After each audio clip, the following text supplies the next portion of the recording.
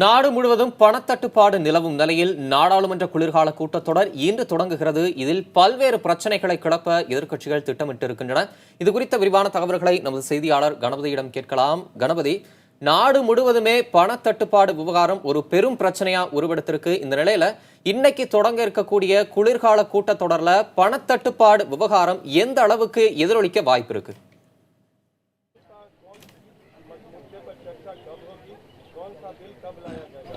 மிகப்பெரிய அளவில் பணத்தட்டுப்பாடு விவகாரம் இந்த கூட்டத்தொடரில் எதிரொலிக்க இருக்கிறது. காரணம், எதிர்க்கட்சிகள் ஒன்றாக இணைந்து இந்த பிரச்சனை தான் தலையாய பிரச்சனை, இதற்கே முதலிடம் கொடுக்க வேண்டும், இது பற்றிய விவாதம் நடக்க வேண்டும் என்று வலியுறுத்த இருக்கிறார்கள். அரசின் நடவடிக்கை மக்களுக்கு எதிரானது. ஏழை எளிய மக்கள் தான் பெருமளவு பாதிக்கப்பட்டிருக்கிறார்கள், வியாபாரிகள் பாதிக்கப்பட்டிருக்கிறார்கள். அன்றாடம் தனது ஊதியத்தை கூட அவர்கள் தேவையான அளவுக்கு சம்பாதிக்க முடியவில்லை. அந்த அளவுக்கு மிகப்பெரிய நஷ்டத்தை அவர்கள் சந்தித்து வருகிறார்கள். ஆகவே இந்த பிரச்சனை குறித்து உடனடியாக விவாதிக்க வேண்டும். அரசு கருப்பு பணத்தை ஒழிப்பது என்பது சரியான விஷயம்தான். ஆனால் அதனால் ஏழை எளிய மக்கள் பாதிக்கப்படக்கூடாது. வங்கிகளிலே இத்தனை நீண்ட வரிசைகளிலே மக்கள் ஏன் காத்திருக்கிறார்கள்? இதற்காக மக்களுக்கு அரசு பதிலளிக்க வேண்டும் என எதிர்க்கட்சிகள் வலியுறுத்தி இருக்கின்றன.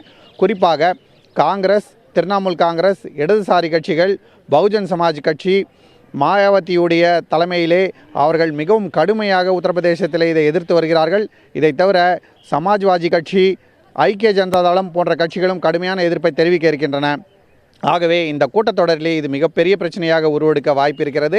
அரசு இதற்கான விவாதத்திற்கு நேரத்தை ஒதுக்குவதாக சொன்னாலும் எதிர்க்கட்சிகள் மற்ற எல்லா விஷயங்களையும் புறந்தள்ளிவிட்டு முதல் விஷயமாக இதைத்தான் விவாதிக்க வேண்டும், மற்ற விஷயங்களெல்லாம் பின்னர் பார்த்து கொள்ளலாம் என்று தொடர்ந்து வலியுறுத்தி வருகிறார்கள். இதன் காரணமாக இன்று பெரிய புயல் ஏற்பட இருக்கிறது.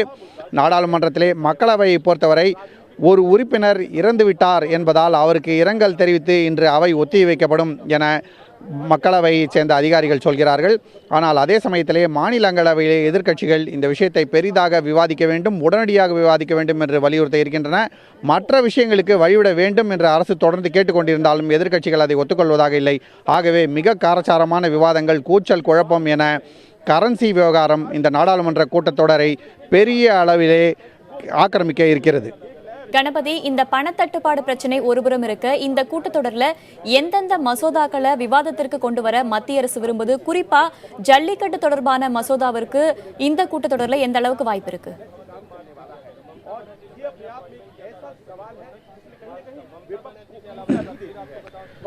நரேந்திர மோடி அரசை பொறுத்தவரை அவர்கள் ஜிஎஸ்டி வரி விதிப்பு சம்பந்தப்பட்ட 3 மசோதாக்களை கொண்டு வர வேண்டும் என விரும்புகிறார்கள்.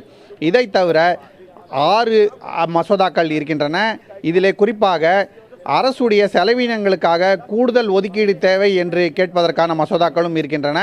ஆகவே மத்திய அரசை பொறுத்தவரை அலுவல்களிலே கவனமாக இருக்கிறது. குறிப்பாக ஜிஎஸ்டி குறித்த மசோதாக்களுக்கு ஒப்புதல் வேண்டும் என கோரிக்கை விடுத்திருக்கிறது. ஏனென்றால் அடுத்த வருடம் ஏப்ரல் மாதத்திலிருந்து ஜிஎஸ்டி வரி விதிப்பு அமலுக்கு கொண்டு வரப்பட வேண்டும். இந்த மசோதாக்களுக்கு ஒப்புதல் கிடைக்கவில்லை என்றால் அது நடக்க முடியாமல் போய்விடும், தாமதப்படும். ஆகவே தான் இந்த விஷயத்தை அரசு தொடர்ந்து வலியுறுத்தி வருகிறது. ஆனால் எதிர்க்கட்சிகள் அது பற்றியெல்லாம் கொஞ்சமும் கவலைப்படுவதாக இல்லை. அவர்கள் கரன்சி விவகாரத்தை பற்றி விவாதம் வேண்டும், இந்திய இராணுவம் பாகிஸ்தான் கட்டுப்பாட்டில் இருக்கும் காஷ்மீர் பகுதியிலே சென்று தாக்குதல் நடத்தியது பற்றிய விவாதம் வேண்டும் என்று பல்வேறு விஷயங்களை பட்டியலிட்டிருக்கிறார்கள். அதையெல்லாம் விவாதம் செய்த பிறகுதான் மசோதாக்களை எடுத்துக்கொள்ள முடியும் என்று சொல்லியிருக்கிறார்கள்.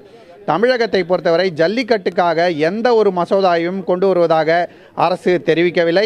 அரசு இதுவரை எந்தெந்த விஷயங்களை விவாதித்திருக்கிறதோ எதிர்க்கட்சிகளிடம், அதிலே ஜல்லிக்கட்டு பற்றிய மசோதா இல்லவே இல்லை. கணபதி, எதிர்க்கட்சிகள் நாடாளுமன்ற குளிர்கால கூட்டத்தொடரில் எந்தெந்த மாதிரியான பிரச்சனைகளை எடுப்ப திட்டமிட்டிருக்காங்க? இந்த ரூபாய் நோட்டு விவகாரத்தை தவிர்த்து வேறு என்னென்ன பிரச்சனைகளை அவங்க முன்வைக்க திட்டமிட்டிருக்காங்க?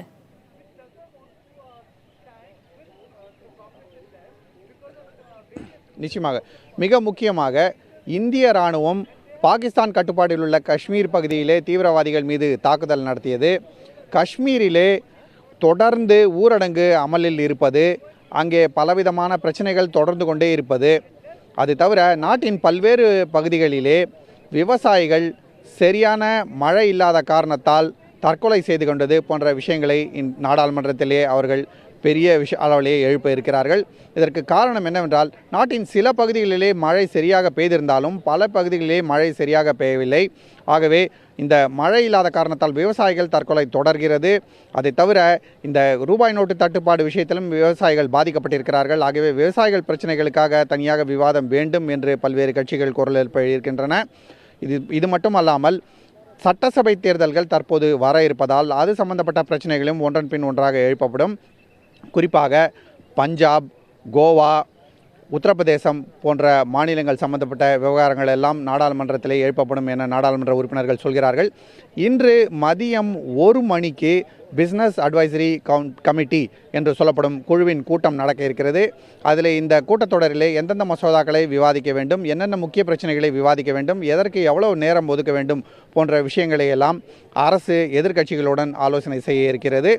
ஏற்கனவே நாம் பார்த்திருக்கிறோம், எதிர்க்கட்சிகளிடம் அமைதியாக இந்த கூட்டத்தொடரை நடத்த வழிவிடுங்கள் என்று மத்திய அரசு கோரிக்கை விடுத்திருக்கிறது. இன்றும் பிரதமர் நரேந்திர மோடி அதே போல ஒரு கோரிக்கையை விடுவார் என தெரிகிறது. அதாவது ஒரு அறிக்கையாக வெளியிடுவார் என தெரிகிறது. எதிர்க்கட்சிகள் ஆக்கப்பூர்வமான விவாதத்துக்கு வழிவிட வேண்டும் என்று கேட்டுக்கொள்வார். ஆனால் எதிர்க்கட்சிகளோ முக்கிய பிரச்சனைகளை முதலில் விவாதிக்க வேண்டும், அதன் பிறகுதான் மசோதாக்களை விவாதிக்க வேண்டும் என வலியுறுத்தி இருக்கிறார்கள்.